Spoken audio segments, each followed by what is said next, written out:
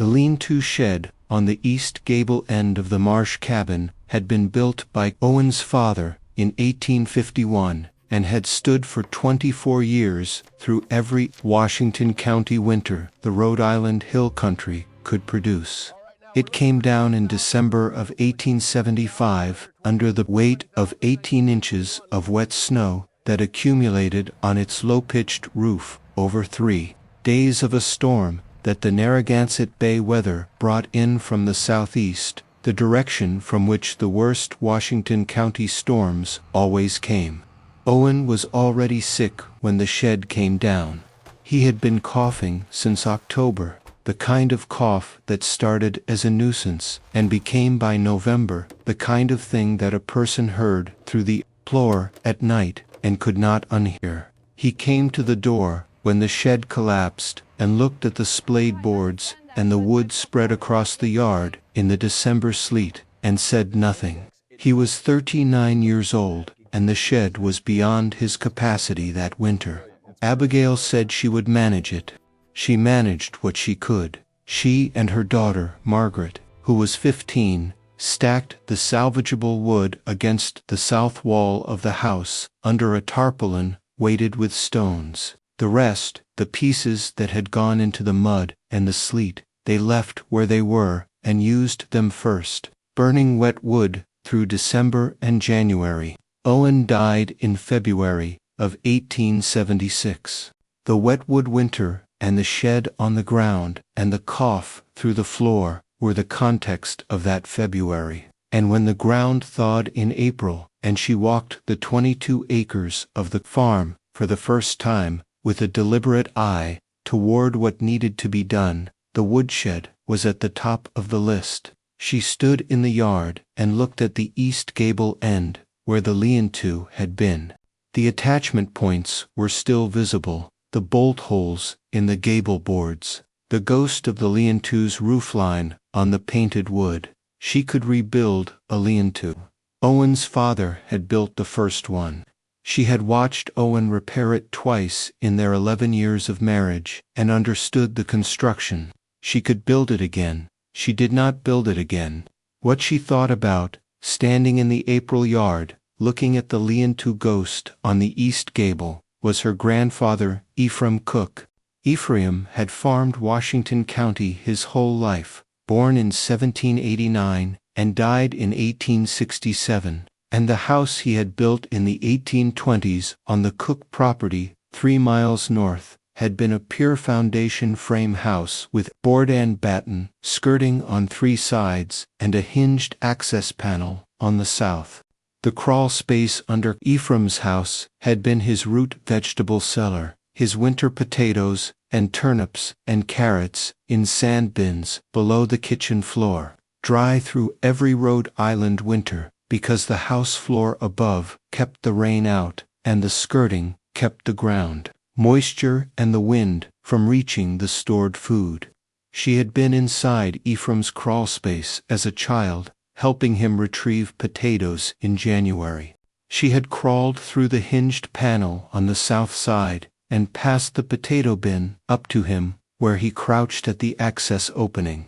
She remembered 2 things about the crawl space. It was dry, drier than the outdoors, even in the wettest January, and it was dark and smelled of earth and the particular cold that was not freezing, never freezing, but was steady and cool and the same in January as it had been in October. Grandfather Ephraim had used the underfloor space for root vegetables. Root vegetables needed specific temperature conditions, above freezing, below 55 degrees, steady humidity. Firewood needed none of those specific conditions. Firewood needed only one thing, to be dry. The house floor above Ephraim's crawl space had kept the rain out. The house floor above her own crawl space would keep the rain out. The crawl space, under her own cabin, was 20 inches deep, not enough for root vegetables in proper sand bins, but more than enough for split firewood, stacked 16 inches high on elevated rails. She had a woodshed already. She had had one since Owen's father built the house in 1851. It was under the cabin, 20 inches deep, running the full 16 by 22-foot footprint of the house, and the rain had not reached it in 25 years because the floor above it was weatherproof, and the crawl space had been open to the outside air on all 4 sides, which meant it had also been open to wind-driven moisture, which was why she would need to skirt it. She thought about Thomas Fenwick, who had come in March, a week after Owen's funeral, to offer his opinion that a widow with 3 children might find life easier in Providence, where there was family and work and a community for the children. She had thanked him and said she intended to stay on the farm. He had looked at the collapsed shed materials still in the yard and at the south wall tarp pile and had not said anything further, but she had seen his assessment in the look. This is not manageable for a woman alone. She thought about James Marsh, Owen's brother, who had offered in April to take over the farm's management, not purchase it. He had been careful about the word purchase, but manage it, which would have meant his presence and his decisions and his ownership of the work she was doing, without a title that reflected it. She thought about what a woodshed visible in the yard meant in a small Washington County community where everyone on the road could see what was stacked against your wall, and where a well-stocked woodpile communicated both sufficiency and availability. A sufficient widow might have surplus to share. An insufficient widow needed help. She was neither insufficient nor interested in sharing, and she had declined James and Thomas on that basis, and she intended to continue declining on that basis, and the best way to decline was to give the community nothing to assess, no woodpile in the yard, no lean-to on the east gable, a normally skirted house on its fieldstone piers, the same as any finished house in Washington County, and the winters wood underneath it, where the rain could not reach it and Thomas Fenwick could not see it from the road. She began the skirting in May of 1876. The boards were from the collapsed lean-to, which had given her more board and batten material than she needed for the skirting and left her a small surplus for other purposes.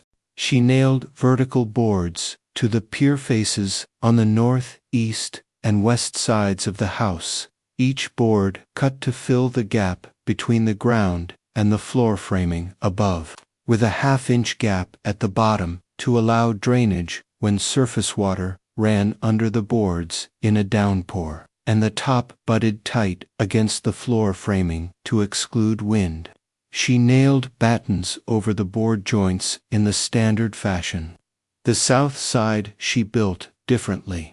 The south side faced the road, which meant it was the most visible face, and it was also the access face, the side through which she would load the wood each autumn and unload it each morning through the winter.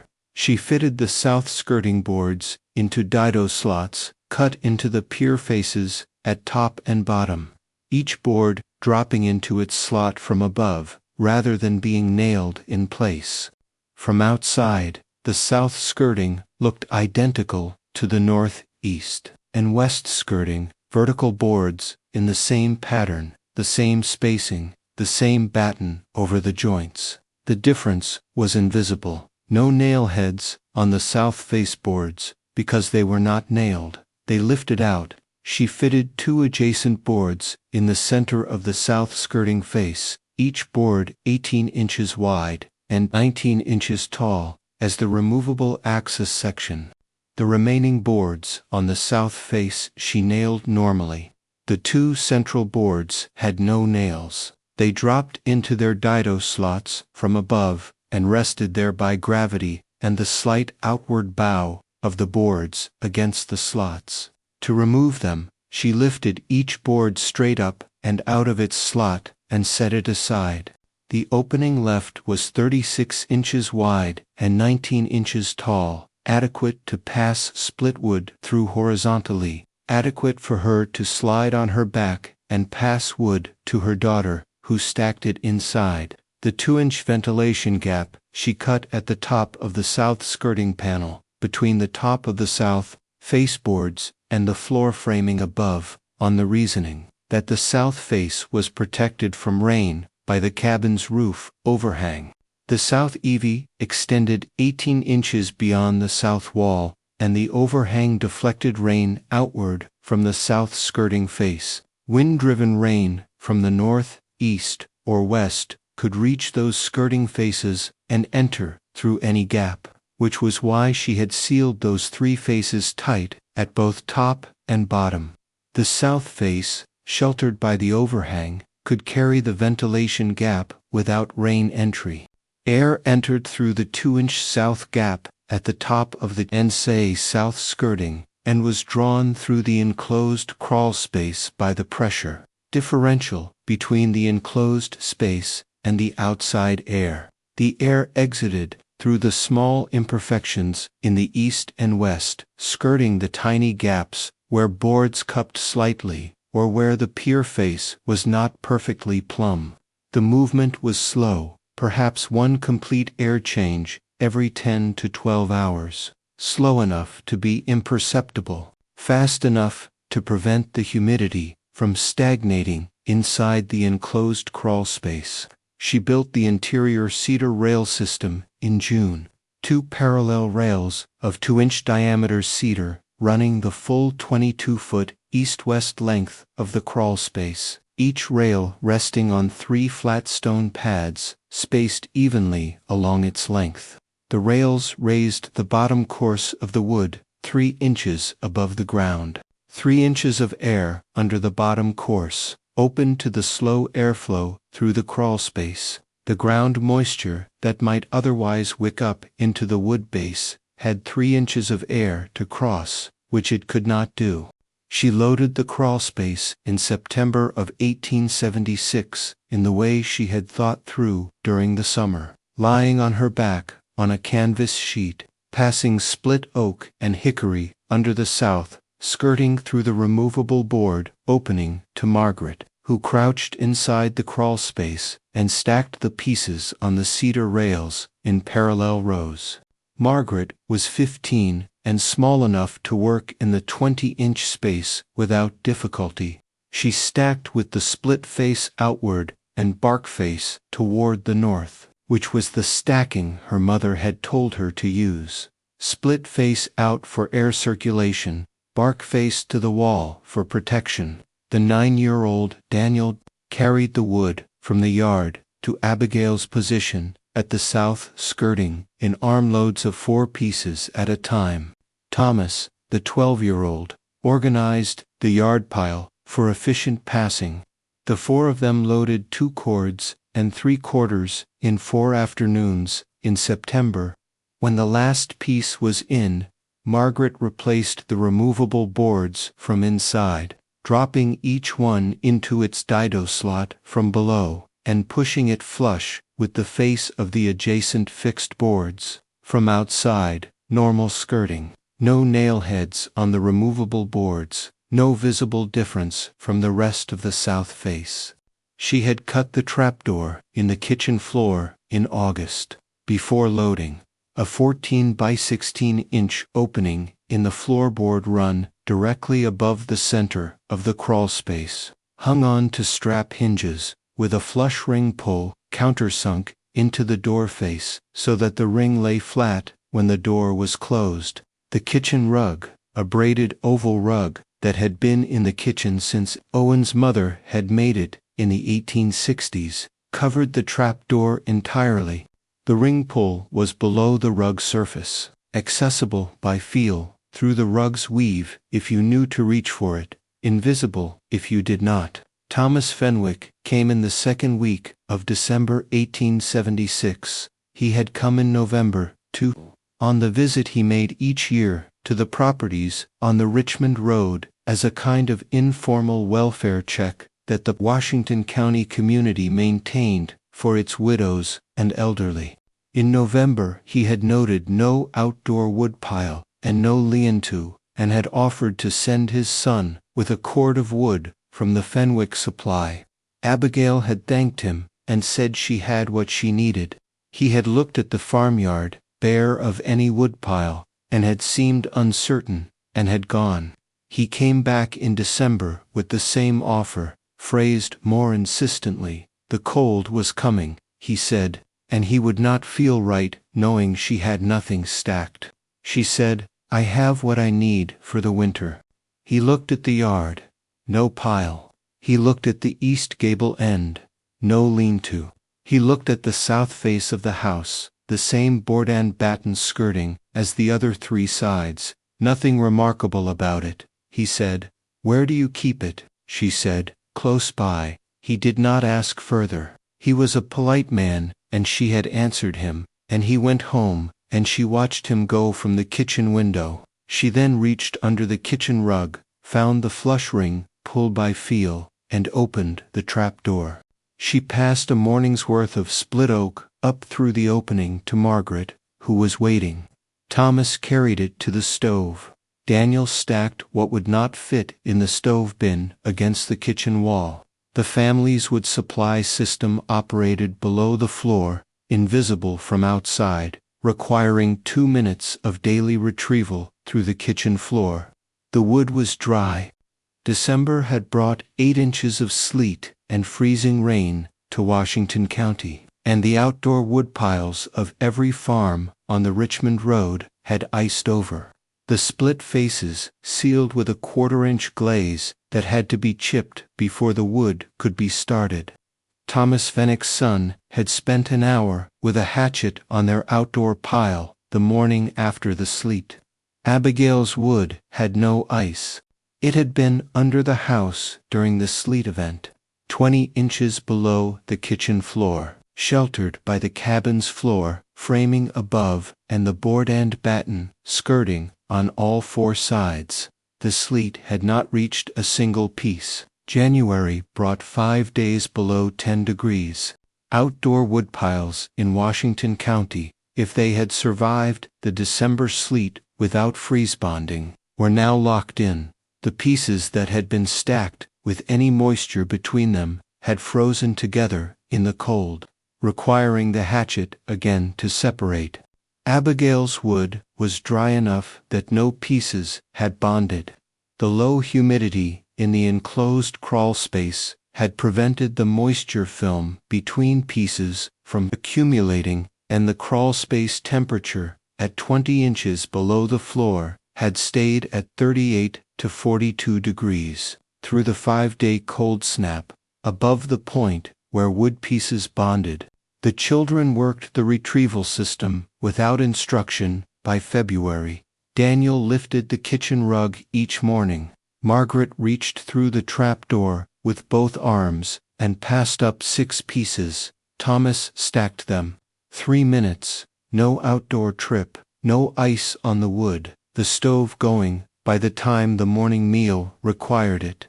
In February, with 6 weeks of winter still ahead, Abigail had slightly more than 1 cord remaining in the crawl space. She had started with 2 cords and 3 quarters. She had burned approximately 1 cord and 3/4 through the winter, and had enough for the rest of it, with a small surplus. The winter before, with the wet wood from the collapsed shed and the wet yard pile, she had burned 3 cords and come to March, barely supplied. The difference was not the quantity of wood. The quantity was approximately the same. The difference was what condition the wood was in when she burned it. Dry wood at 12 to 15% moisture content, burned at full efficiency, requiring less wood per unit of heat than wet wood at 30 to 40%. 2 3/4 cords of dry wood had lasted her family through a Washington County winter more comfortably than 3 cords of wet wood had lasted the winter before. She thought about this in February, sitting by the stove, with a clean ceiling above it, and no ice to chip, and the rug lying flat over the trapdoor in the kitchen floor. She thought about Thomas Fenwick coming in December to offer her wood she did not need, looking at the farmyard with no visible pile, puzzled at the clean yard and the self-sufficient widow And the answer, close by, was exactly right. The wood was 18 inches below where her feet rested on the kitchen floor. It had been there since September. It would be there until the last week of March, when she would load the south skirting access boards and slide them out and load next autumn's wood, with the children's help, over 4 September afternoons, and replace the boards, and the house would look the same from the road, normally skirted, no woodshed visible, the widow managing fine on her own, which she was. The physics of why the under-cabin woodshed kept the firewood dry through a Washington County, Rhode Island winter that included 8 inches of sleet, 5 days below 10 degrees, and sustained wet conditions from November through March, requires explanation at each stage of the moisture problem that the system addressed. The first and most significant moisture threat was precipitation, rain, sleet, and snow falling directly onto the woodpile. In the previous winter, with the lean-to collapsed and the wood stored under a tarpaulin against the south wall, this was the threat that had done the most damage. The October and November rains had driven under the tarpaulin edges. The sleet in December had penetrated the tarpaulin through the accumulated weight of ice on its surface that broke the tarpaulin's slope, and by January the wood had absorbed moisture from multiple rain events across its full surface area. The cabin floor eliminated this threat entirely and categorically. The floor framing above the crawl space, floor joists, subfloor boards, finish floor boards, was the same weatherproof structure that kept rain out of the cabin interior, a structure that was weatherproof enough to keep rain out of a heated living space was more than adequate to keep rain out of a storage space below it. The floor was not a tarpaulin that could lift in the wind or collect weight until it sagged. It was fixed construction, nailed in place, with the same integrity it had maintained since Owen's father built the house in 1851. The December sleet that had glaze-coated every outdoor woodpile in Washington County had not penetrated the kitchen floor. The second moisture threat was ground-level moisture, the capillary wicking of ground moisture upward through the soil and into the base of any material resting on it. In an open crawl space with no skirting, the ground beneath the cabin was often wetter than the surrounding soil because the rain falling on the cabin roof drained from the eaves and soaked into the soil at the perimeter of the house. This perimeter moisture moved laterally under the house and kept the undercabin soil at higher moisture content than the surrounding open ground. The cedar rails at 3-inch elevation addressed this threat directly. Wood resting on the rails was separated from the soil by 3 inches of air, which prevented capillary transfer from the ground surface to the wood base. The rails themselves rested on flat stone pads rather than on the soil, which prevented the cedar from absorbing ground moisture and transmitting it upward to the wood above. The third moisture threat was ambient humidity, the high relative humidity of enclosed, unventilated spaces in a wet New England winter. A completely sealed crawl space under a heated house would have exchanged its air very slowly with the outside and would have accumulated humidity from the ground moisture and from any moisture already in the wood. High ambient humidity did not wet wood as dramatically as precipitation did, but it prevented drying and could add moisture to wood surfaces over weeks of sustained contact. The 2-inch ventilation gap at the top of the south skirting managed this threat. The gap was small enough that it did not compromise the temperature stability of the enclosed space or admit wind-driven moisture from the sheltered south face, but it was large enough to allow the slow air exchange that carried the accumulated humidity out of the crawl space and replaced it with the slightly drier air from outside. In a Rhode Island winter, the outside air at 10 degrees, was very dry. Cold air holds very little moisture, and even at the higher winter temperatures of 30 to 40 degrees, the outside air in the January-February period was drier than the enclosed crawlspace air that had been in contact with the soil and the wood for weeks. The combination of the three protections, precipitation exclusion by the floor, elevation by the cedar rails, humidity management by the south ventilation gap, produced wood storage conditions that were consistently drier than any outdoor or lean-to storage arrangement. The December sleet that had frozen outdoor piles into ice-bonded masses had not reached the under-cabin wood. The January cold snap that had made frozen moisture bonding worse outdoors had not produced bonding in the crawlspace, because the low humidity there had prevented the moisture film between pieces from accumulating in the first place. The decision to make the access section of the south skirting removable rather than hinged, the design choice that made the woodshed genuinely hidden rather than merely enclosed, reflected Abigail Marsh's specific understanding of the social visibility of her farm in the Washington County community. A hinged access panel on the south skirting would have been visible as a door. The hinge hardware would have been visible. The door gap around the edges would have been visible in the right light, and a person looking closely at the south skirting would have seen that one section opened while the others did not. The hinged panel was the approach her grandfather Ephraim had used, because Ephraim had not been trying to hide anything. He had been trying to access his root vegetable storage conveniently. He had not minded that a visitor could see the hinged panel and know that the crawl space was used for storage. Abigail minded, not from shame about the under-cabin woodshed, which she had no reason to be ashamed of, but from the specific social dynamic of her situation in the Richmond Road community. Thomas Fenwick's check-in visits, James Marsh's management offer, the general knowledge that a widow with 3 children and a farm needed to be assessed for sufficiency. All of this meant that the farm's apparent condition was constantly being evaluated by the community around it. The apparent condition of a farm included its woodshed. A normal farmhouse with a visible woodshed or a well-stocked outdoor pile communicated, "This farm is producing and storing adequately." A normal farmhouse with no visible woodshed and a bare yard communicated, either "This farm is not producing," or "The widow is buying wood she can barely afford," or "Something is being managed in a way that is not visible." The last of these was what Abigail was communicating, and she was communicating it deliberately.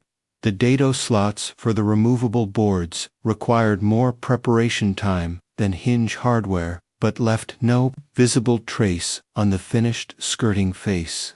She cut the dado slot channels into the pier faces with the tenon saw and chisel, a precise operation that required measuring carefully, because the slots had to be plumb and parallel to receive the boards cleanly, and she could not adjust the slots after the other skirting boards were in place. She tested the fit of each removable board before completing the adjacent fixed boards, dropping each removable board into its slot and checking that it seated without binding and without rattling. The boards she cut for the removable section were from the same batch of lumber as the fixed skirting boards, the same thickness, the same width, the same surface weathering from the years the boards had spent as lean-to sheathing before the lean-to collapsed. This material continuity was the final element of the invisibility. New lumber in the removable section would have been visibly lighter in color than the weathered fixed boards, marking the removable section as a later addition. Using the same salvaged lean-to boards throughout meant the entire south skirting face had the same weathered tone. She had also been careful about the battens. On the fixed sections of all 4 skirting faces, the battens were nailed through the board joints in the normal manner. On the removable section of the south face, she cut the battens to the exact length of the 2 removable boards and pressed them into slightly undersized dido slots cut into the board face. The battens were friction fitted into the boards rather than nailed, and came out with the boards when the boards were removed. A visitor examining the south skirting face would see battens at consistent spacing, nails at consistent positions, weathered boards of consistent color. The removable section was indistinguishable from the fixed sections unless one reached out and tried to lift a board and found that it moved. Thomas Fenwick, in his December visit, had stood at the south skirting face and looked at it. He had looked for long enough that Abigail, watching from the kitchen window, had wondered if he would reach out and test a board. He had not. He had looked at the consistent surface of the skirting face and seen normal skirting, and he had turned away and offered his wood, and she had said, close by. The children's role in the undercabin woodshed system was the aspect of the construction that most clearly distinguished this innovation from all prior innovations in the series. Because every prior innovation had been designed by and for an individual working alone. Abigail Marsh had not designed the undercabin woodshed with the children in mind. She had designed it as a solution to the firewood dryness problem, and the design had made the solution accessible without outdoor work in bad weather. And she had recognized only during the summer construction that the trapdoor system in the kitchen floor would allow the children to manage the daily wood retrieval without her direct involvement. Margaret, at 15, was strong enough to work in the 20-inch crawl space and had the judgment to stack wood correctly, split face out, bark face in, the rows tight enough that pieces would not fall, but with the half-inch gap between rows that allowed air to reach all faces. She had learned the stacking from the September loading work, when Abigail had directed from outside the south access, while Margaret stacked inside. By the end of the 4 loading afternoons, Margaret was directing herself, making the decisions about which pieces to place where and how tight to pack each row. Thomas, at 12, could carry 4 pieces at a time from the yard to Abigail's position at the south access opening. He developed an efficient grip to pieces in each hand, balanced against his torso, that allowed him to make the trip in about 20 seconds and deliver a row's worth of wood in 2 trips. Over the 4 September loading afternoons, Thomas carried approximately 3,000 pieces of split wood from the yard to the access opening. He did not complain about this work. He was 12, and the work was clear and had a visible end. Daniel, at 9, was too small to carry more than 1 piece at a time, but he organized the yard pile for efficient passing, sorting the pieces by size and placing the larger pieces in a position where they would be loaded last, into the crawl space section closest to the access opening, which was the section farthest from the kitchen trap door and therefore the last to be retrieved. The sequential loading matched the sequential retrieval. The pieces stored farthest from the trapdoor were loaded last and would be retrieved last. In the spring, when the pieces stored closest to the trapdoor had been used, Daniel had worked this out himself. Abigail had not told him to organize the pile by size or to think about the retrieval sequence. He had watched Margaret stacking inside and had asked, "Does it matter where in the crawl space each piece goes?" Abigail had said, "The pieces near the trap door will be used first." Daniel had then sorted the yard pile so that the largest pieces, which burned longest and were most valuable for overnight fires, were at the back of the pile and would be loaded into the far sections of the crawl space, farthest from the trap door, where they would be retrieved last in the deepest cold of February, when the overnight fires mattered most. A 9-year-old had optimized the loading sequence for winter fire management. Abigail watched this from outside the south access opening, passing wood in, and did not say anything about it, because it was correct, and there was nothing useful to add. She had built the system. The children had understood it, and extended it in the direction of greater efficiency, without being instructed to. The daily retrieval system that developed through the winter was similarly emergent. The original plan had been that Abigail would open the kitchen trap door each morning and retrieve the day's wood. By November, this had become Margaret's task. She woke first, lifted the kitchen rug, opened the trapdoor by the ring pull, reached in with both arms, and passed up 6 pieces to Thomas, who stacked them beside the stove. By December, Daniel had added to this. He carried the morning's ashes from the stove to the ash bin on the porch, while Thomas carried the wood in, so that both tasks were done before the morning meal. By January, the 3 children were managing the morning stove operation without Abigail's involvement. Margaret retrieved, Thomas carried. Daniel cleared the ash, and the stove was going, and the kitchen was warm before Abigail came down. She had built the undercabin woodshed to keep the firewood dry all winter. The children had built from it a family system for winter mornings that would continue for every winter they were on the farm.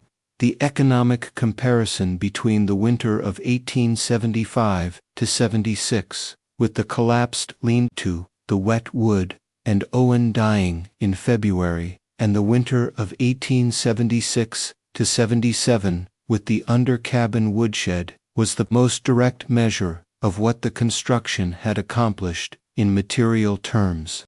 In 1875 to 76, 3 cords of wood loaded in the fall, approximately 2/3 of it wet from rain penetration and the December sleet. The wet wood burned at 30 to 40% greater fuel consumption per unit of heat than dry wood. Effective heat output, approximately the equivalent of 2 cords of dry wood at full efficiency, rather than 3. The winter's heating requirement was approximately 2.5 cords of dry wood equivalent. She had come to March short, burning the furniture of the spare bedroom in the last 2 weeks, not for survival, as Vera Nolan, in Idaho, had burned furniture in 1874, but because the furniture was the only wood available and the weather had not yet permitted outdoor cutting. In 1876 to 77, 2 cords and 3/4 of dry wood, loaded in September, burned at full efficiency throughout, the first cord through December and January, the second cord through February, the remaining 3/4 cord through March and into early April. She had enough for the full winter and a surplus to begin the following autumn with. She had not burned any furniture. She had not needed to ask anyone for wood. The cost difference. The lean-to's annual requirement was 3 cords of wood with a wet wood efficiency penalty, equivalent to 4 cords of dry wood needed but 3 available, leaving a 1/4 cord shortfall. The undercabin woodshed's requirement was 2 3/4 cords of dry wood with no efficiency penalty, leaving a 1/4 cord surplus. From a 1/4 cord shortfall to a 1/4 cord surplus, a 1/2 cord improvement, on a farm whose wood supply was the margin between a warm winter and a cold one. At Washington County prices for split hardwood in 1876, a cord of seasoned hardwood was approximately $2.75 delivered. The 1/2 cord improvement represented approximately $1.40 in annual wood cost reduction, plus the elimination of the furniture burning, which she had not priced, but which she intended to prevent from happening again. The construction cost of the undercabin woodshed, the skirting boards, came from the collapsed lean-to, at no cash cost. The dado slot chisel work required her time, not cash. The cedar rails came from a fallen cedar on the property's upper field. The strap hinges and ring pull for the kitchen trap door cost 38 cents at the Richmond Hardware. Total cash outlay, 38 cents. Recovery of construction cost in reduced wood expenditure, approximately 4 months. The system was then essentially free, producing the half-quart improvement annually for every subsequent winter. Abigail Marsh farmed the Richmond Road property. She farmed it for 19 more years, until 1895, when Margaret's husband purchased the property and built a proper attached woodshed on the east gable end, the same location as Owen's father's original lianto, and the under cabin woodshed was no longer needed because the new attached structure was adequate and weatherproof. Margaret's husband had not known about the under cabin woodshed when he purchased the property. He had been told by Thomas, who had been managing the farm since 1889, when Abigail's health had made the daily work too much. Thomas had lifted the kitchen rug and opened the trapdoor and shown his brother-in-law the cedar rail system in the crawl space, the dado slot access boards in the south skirting, the tunch ventilation gap at the top of the south face. The brother-in-law had looked at it for a long time. He had said, "She built this from the collapsed lianto boards." Thomas had said, "She built it so no one would know it was there." The brother-in-law had looked at the south skirting from outside, normal board and batten, nothing unusual, no indication that the boards moved. He had reached out and lifted one. It came out of its dado slot cleanly, the friction-fitted batten still attached. He said, "I walked past this face every time I came to call on Margaret for 2 years." He said, "I never saw it." Thomas said, "No one did." The specific social context of Washington County, Rhode Island, in 1876, the small farm community near the village of Richmond, the density of neighbor observation, the particular position of a widow with children who had declined offers of help, shaped the design of the undercabin woodshed in ways that distinguished it from every other storage innovation in the series. Most prior innovations had been designed to solve a physical problem: wet wood, frozen food, blizzard inaccessibility, inadequate insulation. The design parameters were physical: temperature, moisture, access. The solutions were engineering responses to physical conditions. The under-cabin woodshed was designed to solve a physical problem, wet firewood, and a social problem. Simultaneously, the visibility of the farms would supply to a community that treated that visibility as information about the widow's status and needs. This dual design requirement was specific to Abigail's situation.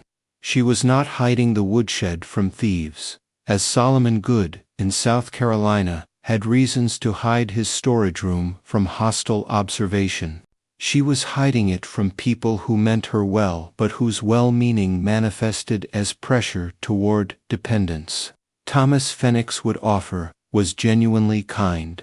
James Marsh's management offer was genuinely motivated by concern for his brother's family. Neither of them was malicious. Both of them were operating on the assumption that a widow with 3 children and a collapsed lean-to and a bare farmyard needed intervention. She did not need intervention. She needed a woodshed that did not look like a woodshed. The Rhode Island farming community of 1876 had specific norms about what a well-managed farm looked like from the road. A properly managed farm had a woodshed or a stacked outdoor pile visible from the road in autumn, evidence that the winter's fuel had been secured. A farm without visible wood in late autumn communicated inadequacy, which in turn invited the community's assistance. The community's assistance, in the specific social form it took for a widow who had declined previous offers, meant renewed pressure toward the options she had already refused. The invisible woodshed was her answer to the community's information system. By removing the visible woodpile and the visible woodshed from the road-facing view of the farm, she removed the data point that the community was using to assess her situation.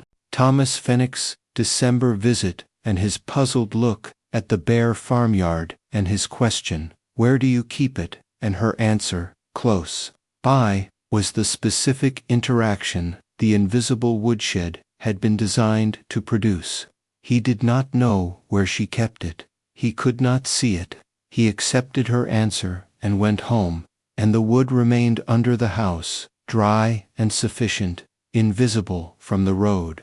This was the social function of the hidden element, not security against theft, but privacy against assessment.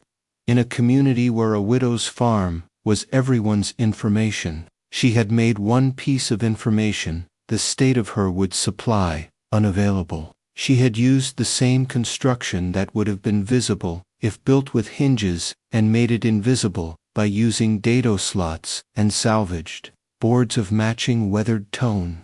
The social problem and the physical problem had the same solution: the cabin floor as the woodshed roof, the south skirting as the woodshed wall, the dado slot removable boards as the invisible door. The wood was dry because the cabin floor was weatherproof. The wood was hidden because the skirting looked like normal construction. Both conditions were produced by the same structure. She had built one thing and solved two problems with it. This was the specific economy of the design that made it different from every prior innovation in the series. Not the simplest solution to a single problem, but the single solution that addressed both problems in the same construction. The comparison between Abigail Marsh's undercabin, woodshed, and Prudence Alcott's underfloor firewood trapdoor in Connecticut, the two innovations in the series that most resembled each other on the surface, reveals why they were solving entirely different problems with superficially similar structures. Prudence Alcott, in Connecticut, in 1873, had cut a trapdoor in her hearthside floor and deepened the crawl space below it to approximately 30 inches. She had filled this deepened space with one cord of split firewood as a secondary reserve. The problem she had solved was access. In the January 1875 blizzard that deposited 48 inches of snow, her outdoor woodpile was buried and unreachable. The underfloor reserve was accessible without going outside and provided 3 days of supply until the blizzard ended and the outdoor pile could be dug out. Her wood had been dry, the outdoor pile had been properly stored under a tarp, and the access in a blizzard was the sole function of her underfloor reserve. Abigail Marsh, in Rhode Island, in 1876, had built a skirted undercabin system with removable board access and cedar rail elevation to store the full winter's supply, 2 3/4 cords, rather than 1 cord, in conditions that kept the wood dry throughout the season. The problem she solved was moisture. Her previous winter's wood had been wet from a collapsed lean-to, and wet wood burning at 30 to 40% reduced efficiency had forced her to burn furniture in March. Her undercabin woodshed was the primary firewood storage, not a reserve. Its function was dryness throughout the winter, not emergency access in a blizzard.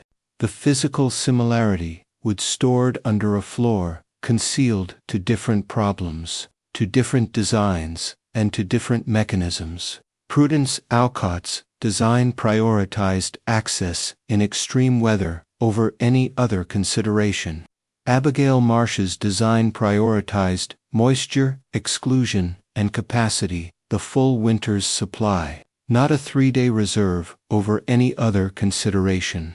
The access design reflected this difference. Prudence Alcott's single trap door was designed for frequent emergency access. She needed to reach it quickly in a blizzard, and the trapdoor in the floor was the fastest possible access. Abigail Marsh's system had two access points with different functions. The south skirting removable boards for bulk loading in September, and the kitchen trapdoor for daily retrieval through the winter. The loading and retrieval functions were separated because they had different requirements. The south skirting access needed to pass large volumes of wood quickly in September, while the kitchen trapdoor needed to pass small, daily quantities conveniently through the winter. The ventilation design also reflected different priorities. Prudence Alcott's underfloor firewood space was not specifically ventilated. She was not concerned about wood drying in a th-inch crawl space that had been occupied by firewood for 3 months. Abigail Marsh's undercabin woodshed included a 2-inch ventilation gap specifically to manage the ambient humidity in an enclosed space that would hold wood for 5 to 6 months. The longer storage period and the Rhode Island winter's higher humidity required active ventilation management. The shorter storage period in the Connecticut script did not. Both women had used the cabin floor as the woodshed roof. They had arrived at this realization independently, in different states, in response to different problems, and had built systems that shared a fundamental principle but had almost no design elements in common except the floor above and the wood below. The ventilation gap's specific position at the top of the south skirting, rather than at the bottom, or on the north, east, or west faces, was a design decision that reflected Abigail's understanding of the Rhode Island winter's moisture sources and wind directions. The prevailing winter winds in Washington County, Rhode Island, came from the southwest and west, the standard northeast corridor pattern, modified by the Narragansett Bay's influence on local weather. Wind-driven rain arrived primarily from the southwest and west. The north and east faces of the skirting faced the directions from which the heaviest rain came in the spring, nor'easters, but the southwest was the source of the standard winter rain and sleet. A ventilation gap at the bottom of any skirting face would admit ground-level moisture, the rain splash from the perimeter soil and the surface, runoff during heavy rain, directly into the enclosed crawl space.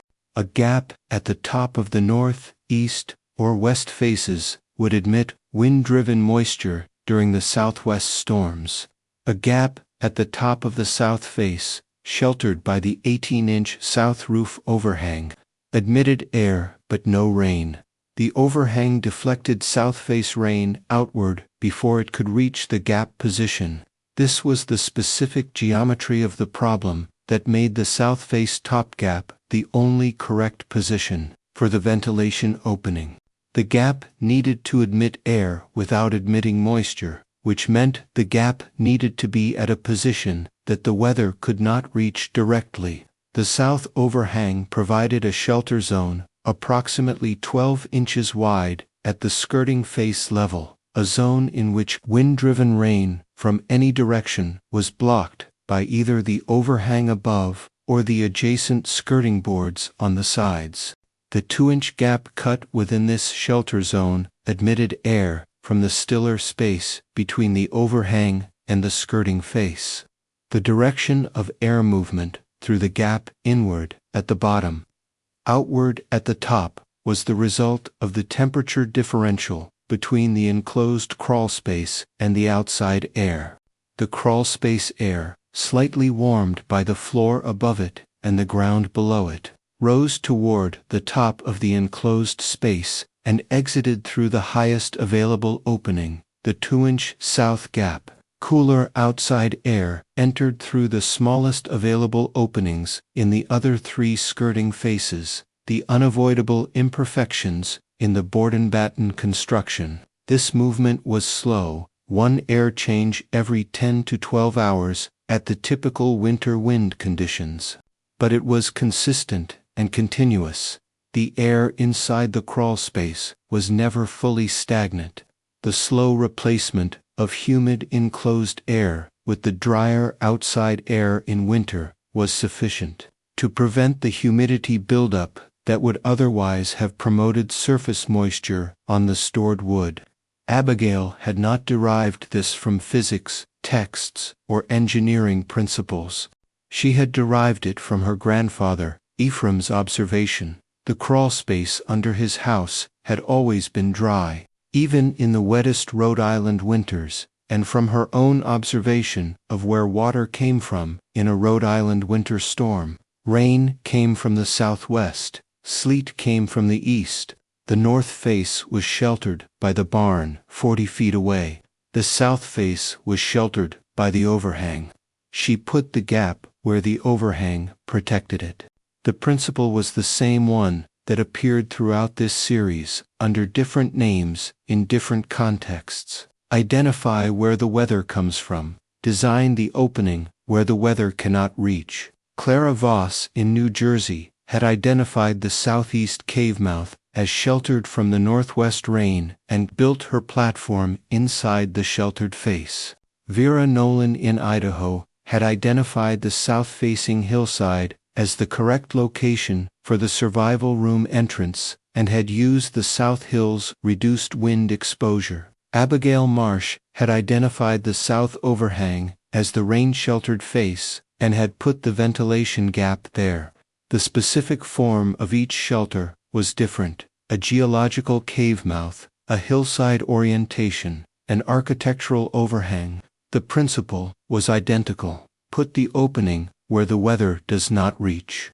The instruction Abigail wrote for her daughter, Margaret, in the autumn of 1879, when Margaret was 17 and Abigail was teaching her the full management of the farm, against the possibility of Abigail's illness or absence, was the most domestic of the instruction papers in the series. Addressed to a specific person who already knew most of what it contained. The paper ran to 1.5 pages in Abigail's handwriting in the household account book, inserted between the October 1878 and November 1878 entries, as if it were itself an account of work performed. It was addressed as a note, rather than a formal instruction. Margaret, these are the things you should know about the wood system if you are managing it alone. The loading section. The south skirting boards come out of the dido slots by lifting straight up. Do not pry them outward, they will split. The lower board comes out first, then the upper board. When replacing them, the upper board goes in first, seated in the upper slot, then the lower board dropped into the lower slot. They must go in this order because the upper board cannot be lifted past the lower board if the lower board is already in the slot. This is the mistake I made the first time I replaced them and had to remove the lower board and start over. The stacking section, split face outward always, because the split face is the face the wood breathes through. Bark face toward the walls or toward the adjacent row. 1/2 inch gap between rows, not more than 1/2 inch, and pieces fall sideways in January when they shrink slightly in the cold.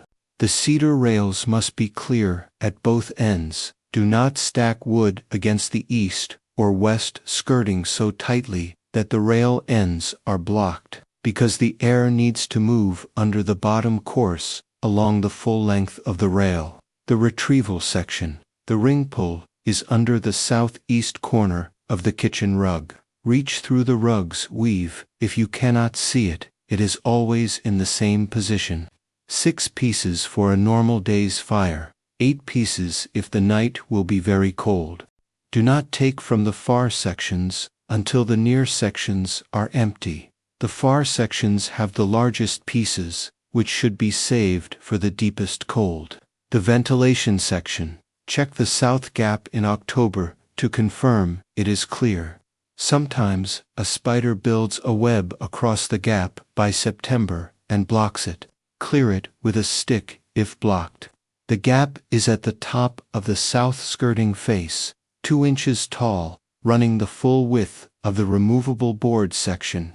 The Margaret note was not circulated beyond the household, and was not the basis for any neighbor's construction. It was a mother's instruction to a daughter who would manage the system after her, specific to the specific house and the specific construction that they both knew by touch.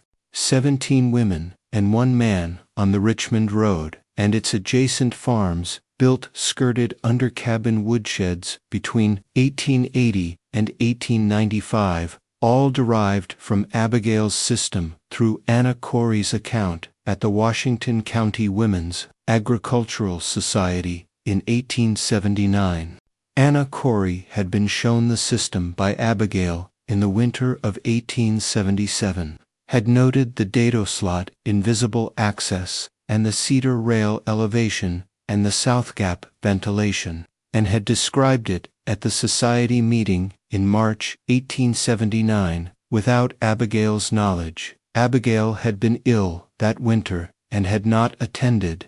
The description Anna gave at the society meeting included the social rationale: the woodshed is invisible from the road because the skirting looks like normal construction. Anna had said this as a practical advantage. The woodshed did not require a separate structure that took up yard space, but the women at the meeting had understood the social dimension immediately, several of them having had their own experiences with neighbors whose assessments of their wood supply had come with attached opinions about their management. The Washington County Women's Agricultural Society recorded the technique in its 1879 minutes as the underfloor wood store method, crediting Abigail Marsh as originator. The minutes noted, the house floor serves as the woodshed roof, eliminating the need for a separate structure and rendering the stored wood invisible from the road. The wood remains dry throughout the season, regardless of rain, sleet, or ice events above. Abigail Marsh had not known her name was in the minutes until Margaret showed her the Society's 1879 report in the spring of 1880. She read the entry. She said, "I did not tell Anna to tell the meeting." Margaret said, "Anna thought it should be known." Abigail folded the report and set it on the table. She said, "It should have been known from the beginning. There was no reason to hide the system from anyone, only the wood inside it. Close by, the wood was always close by.